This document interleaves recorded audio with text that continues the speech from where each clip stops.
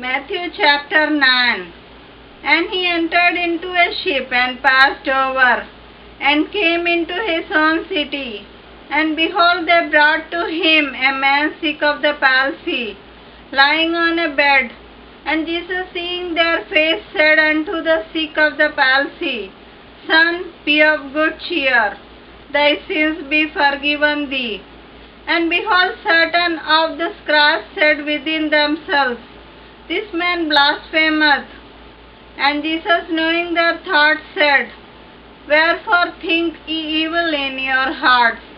For whether is easier, to say, Thy sins be forgiven thee, or to say, Arise and walk? But that ye may know that the Son of Man hath power on earth to forgive sins. Then saith he to the sick of the palsy, Arise, take up thy bed, and go unto thine house. And he arose and departed to his house. But when the multitude saw it, they marveled and glorified God, which had given such power unto men. And as Jesus passed forth from thence, he saw a man named Matthew, sitting at the receipt of custom. And he saith unto him, Follow me. And he arose and followed him. And it came to pass, as Jesus sat at meat in the house, behold, many publicans and sinners came and sat down with him and his disciples. And when the Pharisees saw it, they said unto his disciples, Why eateth your master with publicans and sinners? But when Jesus heard that, he said unto them, They that be whole need not a physician, but they that are sick. But go ye and learn what that meaneth. I will have mercy and not sacrifice, for I am not come to call the righteous, but sinners to repentance.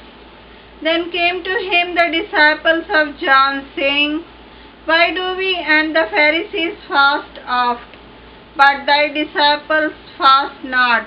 And Jesus said unto them, Can the children of the bride chamber mourn, as long as the bridegroom is with them?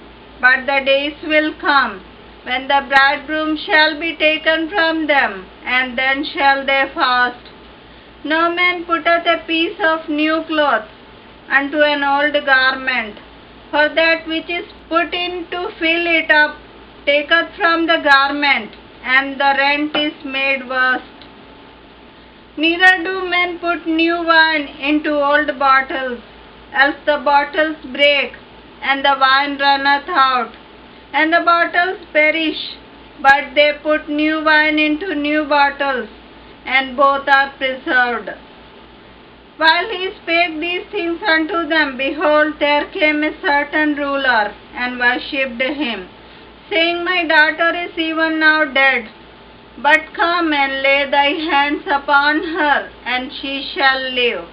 And Jesus arose and followed him, and so did his disciples.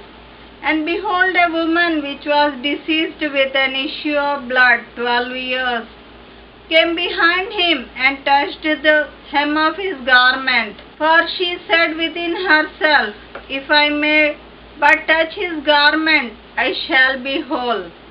But Jesus turned him about, and when he saw her, he said, Daughter, be of good comfort, thy faith hath made thee whole. And the woman was made whole from that hour.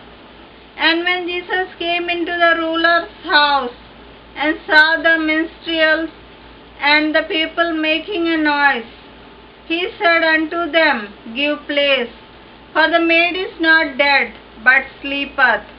And they laughed him to scorn. But when the people were put forth, he went in and took her by the hand, and the maid arose. And the fame hereof went abroad into all that land. And when Jesus departed thence, 2 blind men followed him, crying and saying, Thou Son of David, have mercy on us.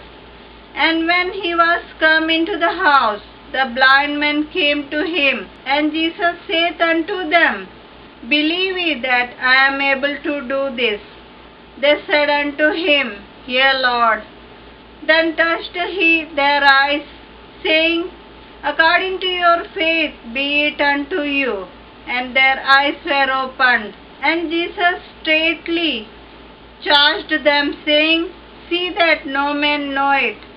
But they, when they were departed, spread abroad his fame in all that country.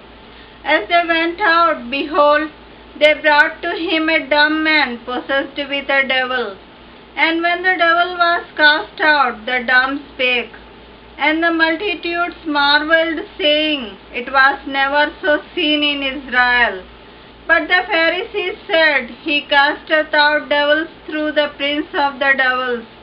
And Jesus went about all the cities and villages, teaching in their synagogues, and preaching the gospel of the kingdom, and healing every sickness and every disease among the people. But when he saw the multitudes, he was moved with compassion on them, because they fainted, and were scattered abroad, as sheep having no shepherd. Then saith he unto his disciples, The harvest truly is plenteous, but the laborers are few. Pray therefore the Lord of the harvest, that he will send forth laborers into his harvest.